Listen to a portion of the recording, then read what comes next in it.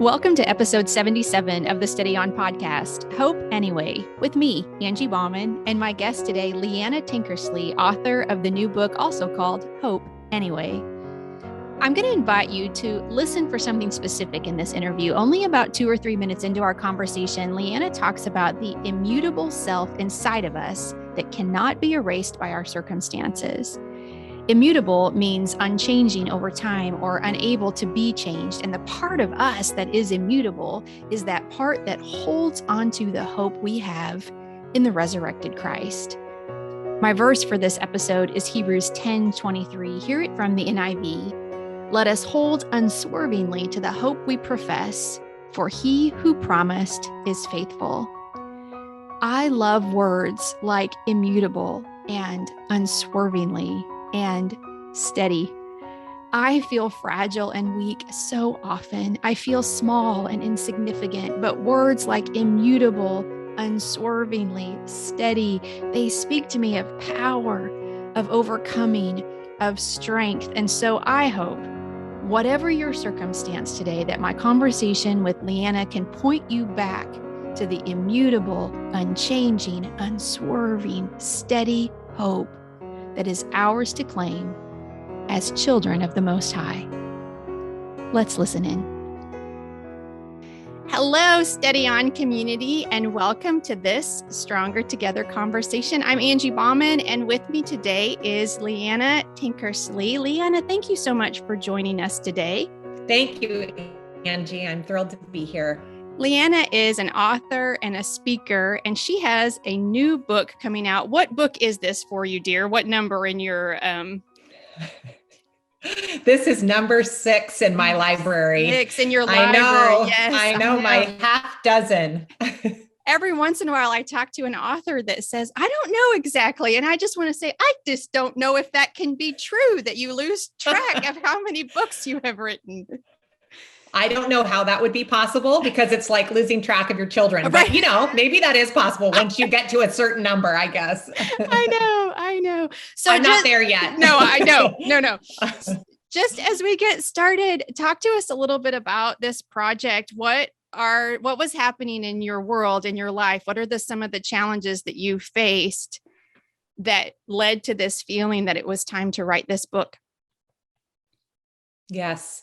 In 2017, I went through the loss of my marriage very unexpectedly. I've been married almost 15 years and sort of found out in this moment that I wasn't anticipating that our marriage would be ending. We had 3 small children, and certainly, marriages are complicated and difficult and never perfect, but I have to say that I didn't really see this coming. And so what followed is a few years of putting my life back together, of rebuilding, of beginning again. But prior to even that point was a season of being in the dark.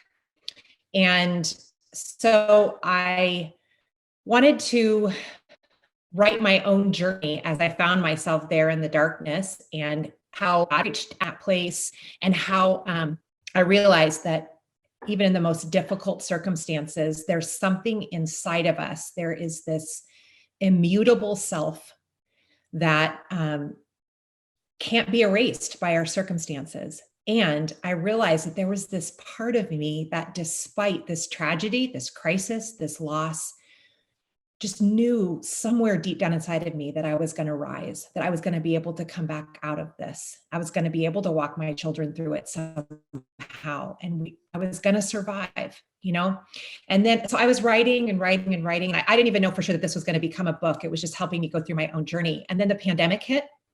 And I know we're all really tired of talking about the pandemic, but what I noticed in people is that everyone was getting a no in their inbox, in their community, in their schools, in their profession. No, we can't do this. Everything's canceled.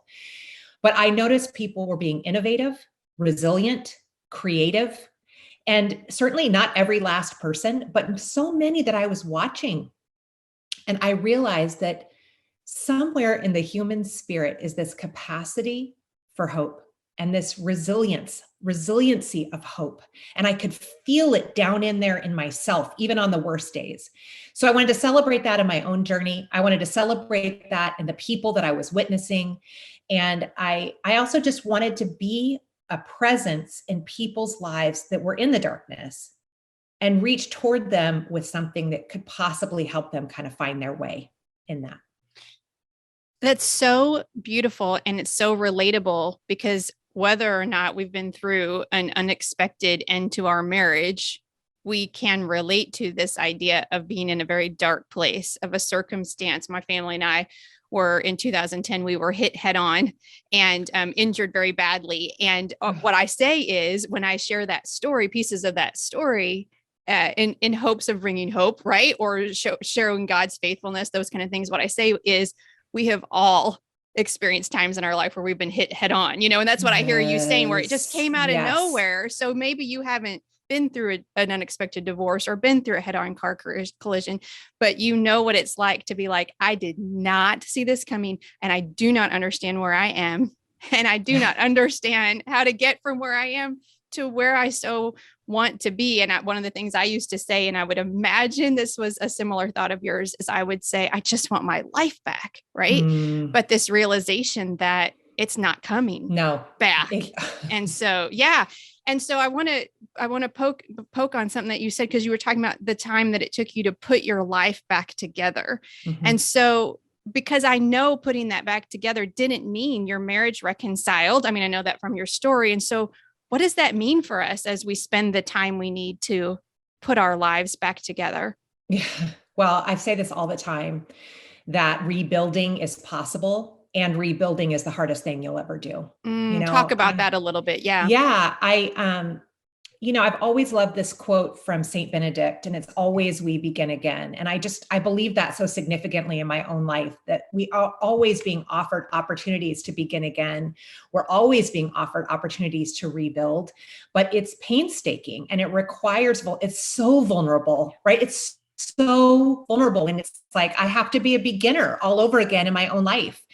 One of the things that I see in that, when I'm really in touch with my own human vulnerability, is, and I hate to say this because it's terrible news, but it puts us in a right relationship with others. We need others, right? And that's important. Like we do need others. And there are times in life where we get very self-sufficient and we kind of believe we don't. And going through these dark times, these head-on collisions, reminds us, oh yeah, I can't do it alone. It puts us in a right relationship with God and our faith. We realize we are dependent on something outside of ourselves, that we need resources that we don't have, that we can't muster. That's a good thing in the end. It's hard, but it's a good thing. And it also requires us to practice compassion with ourselves, which I believe can be one of the most difficult lessons, especially as women, we have to learn in our lives. We go through these very hard times, and we can turn on ourselves. We can shame ourselves. We can believe the lies of the soul bullies, as I call them, or we can make a choice every morning to begin again, to come around the table and sit next to ourselves, put our arm around ourselves like we would a dear, dear friend who is struggling, and say, I see you. I'm with you. This is impossible, and we can do this together. So, that's where I would start with some of that. But I don't pretend to tell anyone that this is easy or quick work. But what I want people to know is it's possible work. It's possible with the right people around us, with faith, and with turning toward ourselves in a posture of compassion instead of a posture of contempt and shame, right? Yes. And then secondly, because you're right, my marriage did not reconcile. So how do we talk about hope when things don't turn out the way we wanted them to, needed them to, asked God, begged God for them to? This is one of the things I really, really parse out in the book, because it's something I had to learn, and I had to learn it the hard way. We talk about hope like we talk about wishing in our culture, right? I hope the Chargers win the Super Bowl. Oh, I hope it snows this winter. I hope that they have that flavor of ice cream that I really love, when I go to the grocery store. That's wishing. And it's fine. It's language. But then when we come to God with the idea that hope is about wishing, is if you can believe hard enough and wish hard enough that it'll come true, And then when it doesn't, it's very disorienting. It's very, it can undo our faith, right? So I had to understand the difference in hoping for, which is this kind of wishing hope, like I hope for an outcome to happen, and hoping in, which is hoping in a process regardless of an outcome. This is really hard, so that I can put hope in God's love for me. I can put hope in my incredible community of warrior sisters that surrounded me every day of this tragedy. I can put hope in my own ability to show up in the morning and sit on my back patio with my coffee and say, God, I'm here. That's all I got. Right? So we're hoping in something, and it's a process instead of hoping for a product. Again, I don't like this. But if we if we believe that our faith was a ticket to get all the things we wanted, then we kind of missed it, right? That our faith, especially our Christian faith, is the narrative is that death precedes life. Death precedes new life. That's a long way of getting to what you're talking about, Angie, but this is how I've sort of been thinking about and writing about and parsing this out in my own life, because hope can feel like the biggest red bow that everyone wants to tie on everything. And I believe it's actually quite tricky and quite nuanced, especially when we've been through loss. Yes. And I have several things that I want to ask you about, kind of follow up to that, because it makes me think of like praying as we pray to God, almost like throwing pennies in a wishing well. When you talk about the hope and the wishing, right? Where it's like, it kind of also, it makes God so small. And I get emotional just thinking about it, because how many times I have done this where I have put prayers like pennies in a wishing well, just hoping, and missing, not being able to see the process, not being able to see what he's doing in my life and how he's growing me. And what a beautiful thing that is, through the not getting the red bow answer, if you will, for it not to come back the way it was, actually feeling this love. I actually love you too much to just take you backwards. Like, we're actually not going to do that, because I want something even better for you than you want for yourself. And this is that process. But when you're just in the pain of it or the disappointment of it,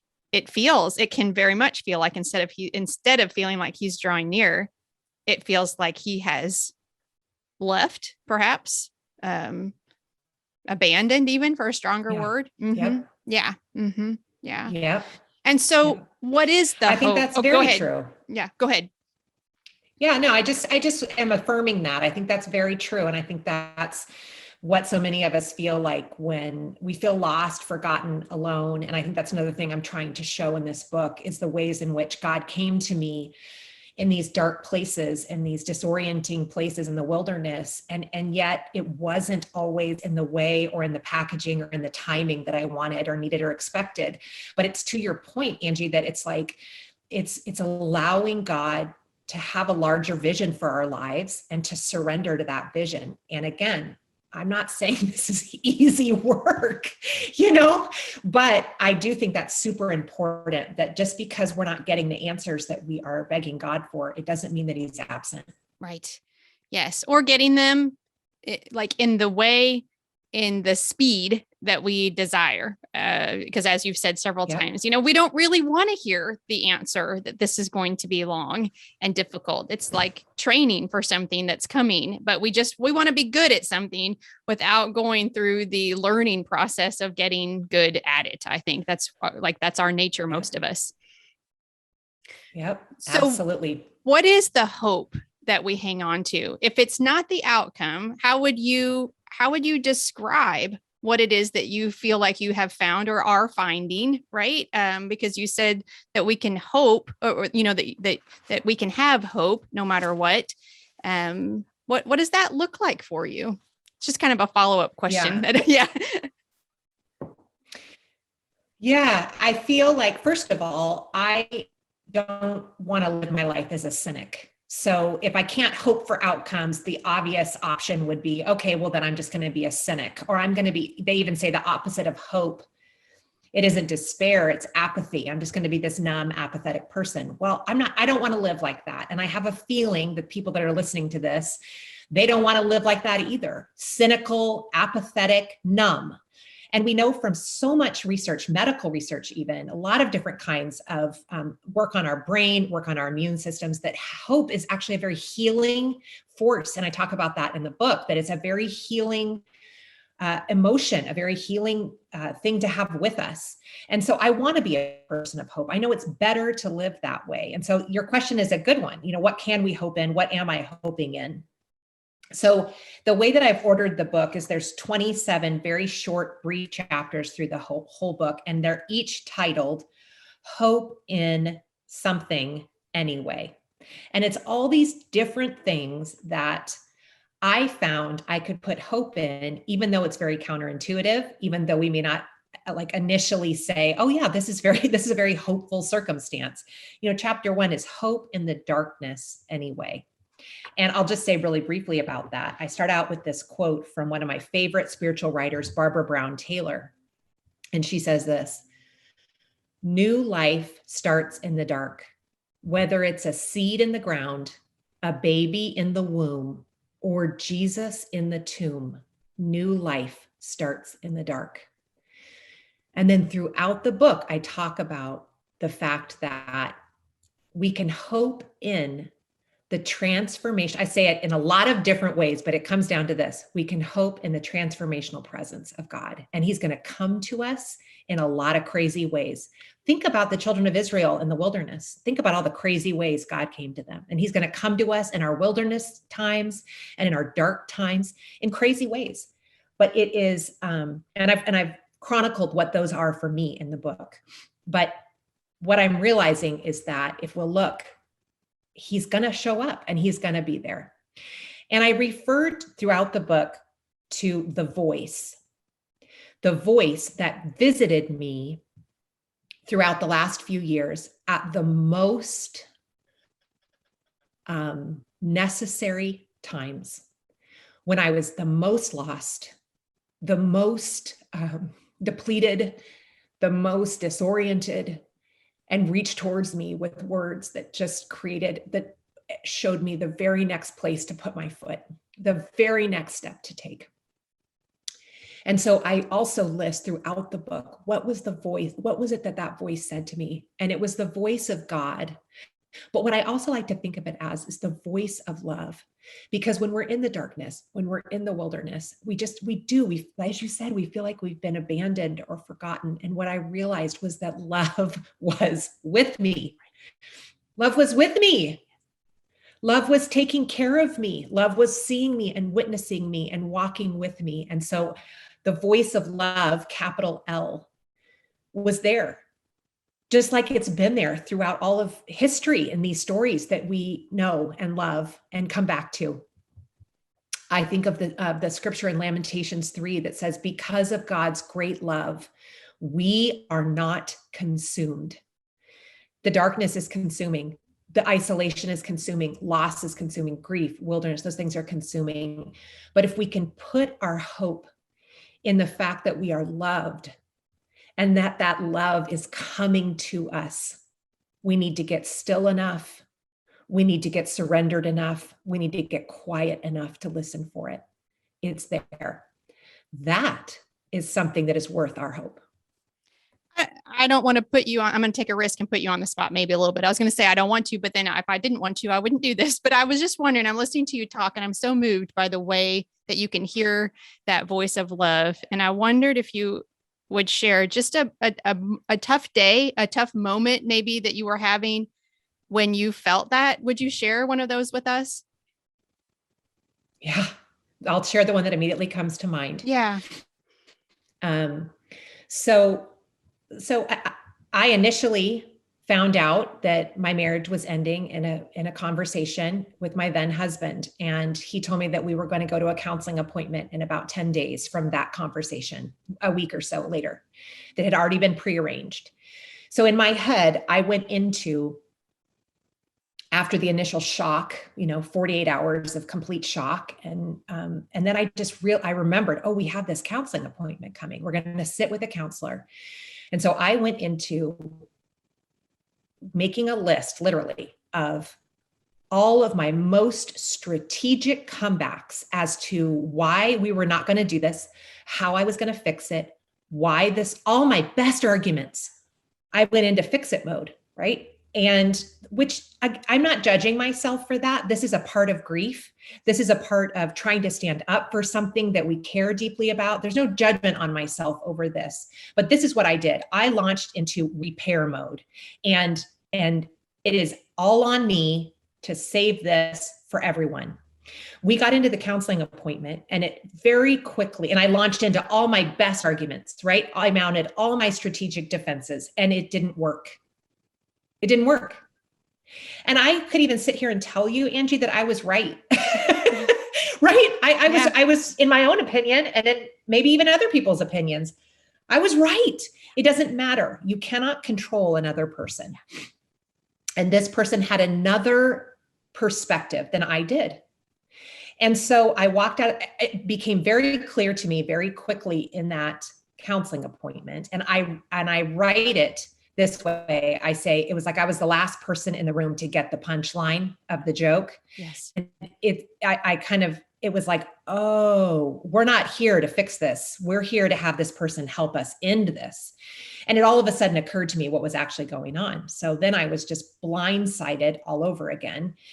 So I walked out to my car after this, and the reality of what was going to be happening and the reality that I couldn't change it or fix it was beginning to sink in. And I sat in my car outside of the counselor's office, and I was just devastated. And I was feeling the reality of the circumstances maybe more deeply than I had yet.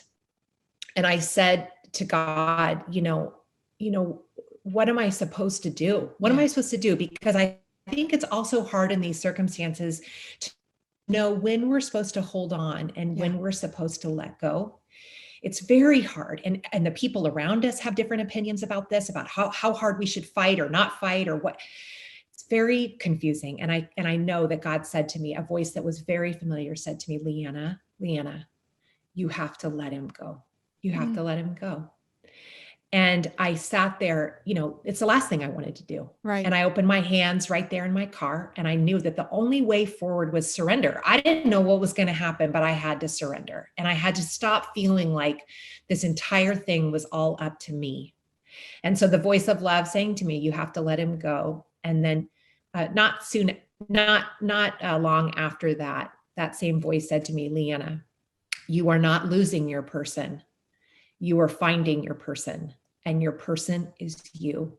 And I know people listening to that could say, oh, that's pretty cliche. Like you were actually losing your person. And yeah, I was actually losing my person. But the deeper waters of love in that moment was reminding me, Leeana, I'm going to bring you home to yourself through this loss in a way that you have never experienced before.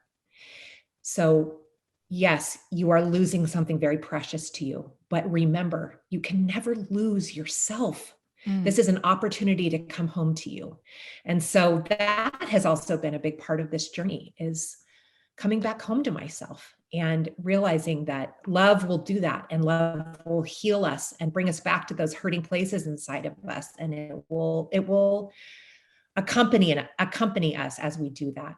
So that is, some of the really, there's probably 10 more in the book, but some of the really most tender moments in my story when that voice showed up and showed me the next place to step. Yes. Thank you so much for sharing that, because I think listening to someone else's experience can bring such hope in our own experiences as we hear other people's testimony of how God was so very real to them in a place where they were feeling like they were just losing it all, when everything was tumbling around them. So for those who are listening, maybe that really relate to that place in your car, that last one to hear the punchline, but did not have the same experience in your car where they really felt like a tangible voice, could you give them some just encouragement or maybe even advice, if you will, on how do we hear that? How do we discern for us when it's time to fight? Because as you say, it's confusing when you have people that you trust. Probably there were people close to you saying, Leeana, you've got to save this. You've got to, and there are other people that are saying, let him go. And, how do we know? How can we hear that maybe a little bit better? It's so hard because it's so hard, right? Like we want to listen to the wisdom of people in our lives who are wise and speaking into, we use that phrase a lot, oh, this person was speaking into my life. And we want to be available for the wisdom of other people, but we also want to be available to the wisdom of a counselor, a therapist, a spiritual director, and I think all of that is important. I also believe that many of us spend a lot more time listening to other people than we do our own self. Yes. And the voice of God. And yes. So there's no like magic sauce for this, except for just doing it as a practice. So one thing I do most mornings as I go onto my back patio, and I did this a lot during this time, take my journal, take my coffee. This does not take long. This takes 5 minutes. And I put at the top of my paper, I still do this most every day. God, what do you want to say to me today? It's a practice. And we get quiet. We breathe deeply. Sometimes it just helps to reset your nervous system, especially if you're going through grief or going through anxiety. Deep breaths, reset your nervous system. God, what do you want to say to me this morning? And then I just keep notes. And often a dialogue will emerge. And I understand this is hard to trust. I understand there's a lot writing on this, but I would encourage anyone out there to start there, get quiet and still and start a conversation with God. And then also, I think what we're listening to, first of all, we let the urgency of other people's agendas for our lives override our own sense of needing to take it at the pace that we need to take it. So if there are people with very urgent messages, you've got to do this, it has to happen right now, that's often the last thing to listen to, frankly. I don't want to say that as a blanket statement, but often, I mean, if you are in a situation where you are unsafe or your child is unsafe, the urgent message is true. Get out and get yourself to physical safety. That's always the case. If you feel like you're going to harm yourself, yes, get out. Get help. That's always the case. If you are not in a situation where harm is possibly imminent, don't let urgency make the decision for you. Let wisdom make the decision for you. So we have to give ourselves time to let that kind of to center and to hear for ourselves So I think also, the work of therapists and spiritual directors in my life has been irreplaceable in that, where I can take this, like, this is what I'm hearing. This is what I'm sensing. What do you think? And bounce that off. But do not neglect that time in the chair with your journal and that conversation with God. I agree so much with what you're saying. Thank you for being willing to share those things, because it sometimes, especially if we've had a season before the crisis where God's voice was not familiar to us, I think it may not be familiar right away. We may have to relearn how to listen to him. And I know for myself, when I am struggling more with picking up the shame or anxiety or any of those things that can creep in, listening to the lies, if I will be wise to myself, the first thing I need to ask myself is, how are you doing with being quiet? Just what you were saying, because a lot of times it is that absence of that quietness with him that allows space, I don't know, for other things to enter into my brain and my heart and be very distracting and remind me of places that I used to live, but now don't, but I can forget that. I don't know if I'm saying that well, but I can forget that and be like, oh, this is where I set up my tent, or my camp. And I'm like, it's not, you do not need to live here anymore. So I just think that's really, really sound. And I'm with you, good people who will counsel you and help you and be able to see it, who have your best interests at heart, are also just so valuable, especially when we're going through something really, really dark. Yeah. Mm-hmm. Yeah.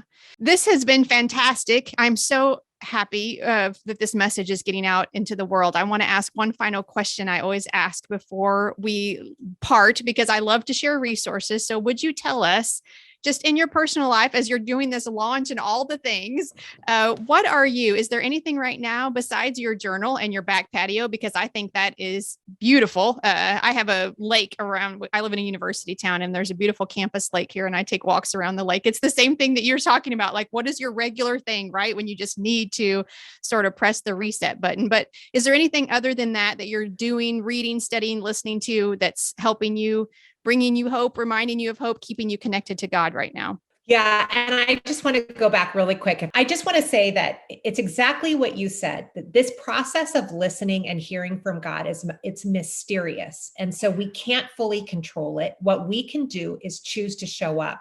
So it's easy for us to think about it theoretically back here and say, well, I don't know if that's really going to work. Well, what's the point of that? And I think the invitation is to actually step into your own life, step into that conversation, and just see what happens.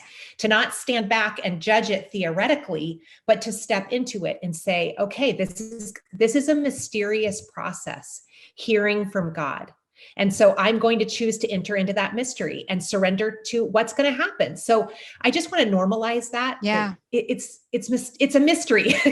Yes. It's a mystery. It's God. So you're partnering with the divine. So allow that to be somewhat mysterious. It's okay. And then I also just want to add, because I think this was so beautiful what you said, that the toxic voices, or the soul bullies, as I call them, they are often the loudest voice. And so we're so used to hearing their voice and listening to them because they're screaming. Our own soul voice and God's voice are smaller and stiller and quieter in the lower, deeper waters. So I often also will put a square on my paper in the mornings, and as those, maybe that, oh my gosh, you're so behind already today. Why are you doing this? Let that little voice that gets in there and tells you, God, your house is so chaotic right now. Or can you believe you forgot again to pay the electric bill? These things are the soul bullies that are going to come in and tell us this time is worthless, it's unproductive, and that and it's going to shame us into thinking we need to be doing other things. So just put a square on your paper and put those voices, those messages in that box, and just remind yourself that is not love. That is not from God. That those are voices of condemnation and contempt. And it will help you, I think, sift through some of that really loud noise that starts when we sit down. And so I just wanted to offer that, because this is, like we talked about, we have to begin again. This is a practice. We don't do this one day and it's done. It's over and over. So I want to normalize that too. I love that so much, because one of the messages that I just want to keep putting out into the world is close connected relationships with your creator is not for other people, right? I think sometimes we're like, oh, well, they're special. They're special because they have this like close walk with Jesus or something. He wants that kind of intimacy with each of us. And sometimes it takes us a while to figure out what that feels like in our heart, in our life. But there aren't special people that have the way or the key or the map, and you don't have it. That's just not love that. True. So yeah, absolutely. I love that. Yeah. I love that. And that is, oh my gosh, that's a huge message to get out there. I couldn't agree more. Yeah. So I want to go to your question about things that I've been reading. No, I love that. Yes. And I had something else I want to share, but I also wanted to just say that, that you talking about walking around the lake, there is something very powerful about getting our bodies up and moving, especially when we're going through grief, especially when we feel a lot of anxiety, we're not sleeping well, our nervous systems are really revving. Grief can be it can just be, just so consuming. And to move our bodies will help. There's science around this. It helps clear and heal our brains. It helps us to breathe and think better. And so I love that idea of, it's not just exercise, or it's not just, being healthy. It's actually very holistic, especially walking, in helping our brains reset, helping our nervous systems reset. So I really love that. Two things that I want to share with those who are listening. Number one, breath prayers are just something that I go to constantly because they're doable, they're quick, and they just feel accessible. And so I struggle with anxiety and breath prayers when my my throat gets tight or my chest is really pounding. A breath prayer forces me to breathe, forces me to slow down. And so it might be like, as I'm trying to fall asleep, on the inhale, God, I rest. And then on the exhale, in your peace. God, I rest in your peace, or God, I rest in your love. You can take any scripture and turn it into a breath prayer. Because of God's great love, on the inhale, I am not consumed, on the exhale. And so you can do this as you're falling asleep. You can do this when you wake up first thing in the morning. Breath prayers save me. Because again, sometimes, especially when things are really unhinged, we just need something accessible. And even a 30-minute walk might feel like I just can't do it. I can't do it. But a breath prayer we can do. So write it on a sticky note, do it while you're blow drying your hair, do your breath prayer in the shower, do it as you're falling asleep, while you're cooking, scrambling eggs. And it will just, it's so, I'm getting chills right now just because I know how meaningful it's been to me. And then the other thing, this is actually super random, but I've just been leaning into my own Enneagram number more. And I was talking earlier about saying God saying to me, your person is you, trying to understand and accept and welcome my wiring a little bit more, and then understand how to heal some of the places in me that are false self. And so I just been listening to a lot of the teaching by Suzanne Stabile. She's an Instagram kind of guru. And if you go to her website, she has a lot of different MP3s you can purchase that are I think very reasonably priced. And it's her training that's been recorded. And she gets so specific in terms of certain numbers, certain stances within those numbers. And one of the things I struggle with is I'm a 4 with a really very, very big 3 wing, but I am a 4. But I struggle with what she calls being doing repressed, which is in the 4 is a doing repressed. And so I do a lot of things, but sometimes I can't get the things done that need to get done. I always say it's easier for me to write a book than do the laundry consistently. And that is the actual truth. Yes. And it is a great source of shame for me, actually. And it's one of the things that I beat myself up about the most. And so I really wanted to seek out some healing. And her work, she gave a 3-hour training on the numbers that struggle with doing repression and how we can begin to heal those parts of us and bring that doing forward. Some of us are thinking repressed. Some of us are feeling repressed, depending on our number. Her whole idea of we want to be a 3-legged stool, balance, thinking, doing, and feeling. And so a lot of this was just wanting to seek out healing and wanting to live out of my true self, to do out of my true self and not hide and paralysis in my false self. Yeah. And so her teaching has been incredibly healing to me. And that one in particular about how to kind of dance with my own doing repression and begin to heal in that way and to let go of shame. Yes. Right? Let go of shame. Mm-hmm. So that's been healing for me. And I hope that's a good resource for your listeners. I love as well. That. Check out her work. Those trainings are on her website. Is that what you said? That's right. Yeah, and I can't remember what I paid for the one that I downloaded, but it was a 3-hour training. And if you think about going to that in person, it would be really expensive. Yeah, but I think it was under $30 for a 3-hour training. And it was like really in depth. So they're all on her website. I can get you I don't know if you do show notes, Angie, but I can get you her I will site. I will put all of that stuff in the show notes. I'll look it up and find it. Yeah, absolutely. And I'll link it all in the show notes. And if for those who are listening, maybe or you, Leeana, I was introduced a really good overview to the Enneagram. If anybody's interested in that, I think is the Ennea Summer, the first one that Annie F. Downs did. I think the summer maybe of 2018 or 19. She's done a couple of Enneagram things, but she did one called Ennea Summer that just did an overview of every number. And especially if you're not familiar with it, that's how I kind of fell in love with it, became a student of it, listening to her talk about it. So that's just a really good, hey, I'm new to this. What is this all about? And I'll link that also so that I'll find it and link it so others can find it. Because I do think that's a really good resource. Leeana's book is Hope Anyway, Welcoming Possibility in Ourselves, God, and each other. This project and you, my new friend, are a gift. And I'm so grateful for your time today. And I know what you have shared is going to bless so many people who are in that place that unfortunately many of us experience at one time or another in our lives. So thank you very much for spending your time with us today. Thank you. The pleasure is mine. I so appreciate it, Angie. Until next time, peace.